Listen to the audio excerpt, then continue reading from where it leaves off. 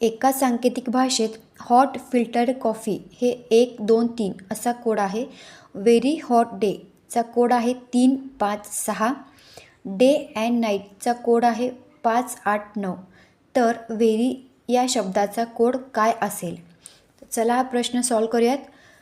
पहिल्या वाक्यामध्ये hot filtered coffee आणि दुसऱ्या वाक्यामध्ये कॉमन शब्द कोणते आहेत ते पहिल्या आपण फाइंड आउट करून घेऊ.